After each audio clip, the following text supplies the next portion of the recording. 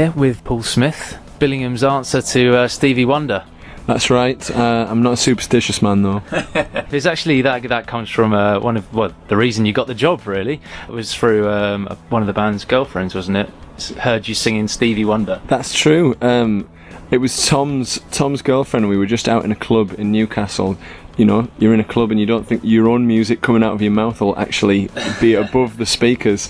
But she was stood right next to me and must have heard that I was in tune. And I'd never sung before in public since I was a little kid in the choir. I just thought I sounded like a foghorn when I opened my mouth. So yeah, she saw something in it, and I was already playing guitar with some friends of mine in a band, and that was just an instrumental band, so I was jumping around and kind of trying to draw attention to the band, so I was kind of a front man for an instrumental band. So Tom put 2 and 2 together and they asked me to be the front man.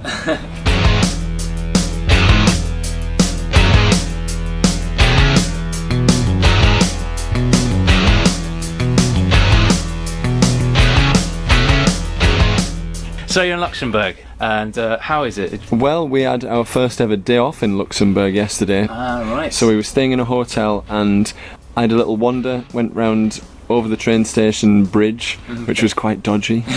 People shouting at me in foreign languages, but I just pretended that I had my headphones on. And we had a curry, a brilliant curry, and we also watched some Premiership football in the Irish pub in Oscar Wilde's.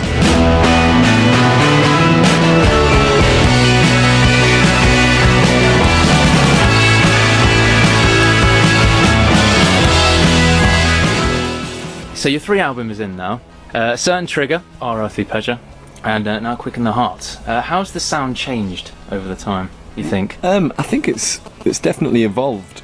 They maybe showcase 3 different sides of pop music, and the first one is kind of punky, sparky, and the second one is more rock, and I wouldn't say epic, but I just have, so it's too late. It's too late. It's too late. Epic for us. And then the third one is kind of a bit more groove based, and not necessarily danceable either in certain places, just something where your head starts bobbing and you're not quite sure why.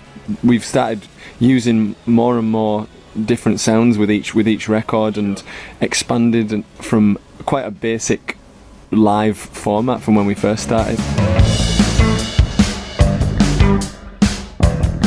So did you, with the third album coming along, you own the success of the first 2, and obviously the Mercury Prize nomination as well, did you feel a bit more pressure coming into the third? Where are we going to go now? Or I think we've always had a kind of internal pressure that we've utilised and thrived off in our own way. When we first started making music together, I just wanted to be the best band in Newcastle, and not necessarily like in a competitive way, just in a, we're going to make the best music that we possibly can, and if it's not good enough then we won't play it to other people, and it'll just be fun for us.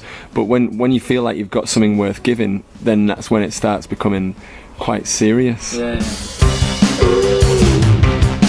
It's criminal when you whisper in my ear.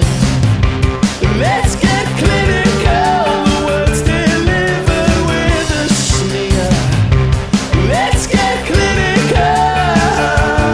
Talking about the album, we've got it comes a bit more live sound to it. Is that what you wanted to achieve with it? It was. I think the first 2 sound pretty produced to my ears. Have it, because I know what we sound like live, and I know what we did to get those sounds. And the new one, for me, just it's about that kind of what I was talking about earlier about the groove. Yeah. When a band's locked in together and they know each other well musically, there's something in the room, and it's hard to put your finger on, and a lot of the times it's difficult to record all the instruments at the same time because of sounds.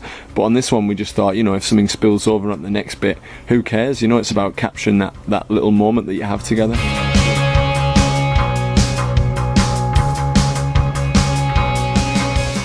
And the live performance is a big part of Maximo Park as well, and you really cater for it with the suits and the ties and the jumping around. And how many suits do you actually go through?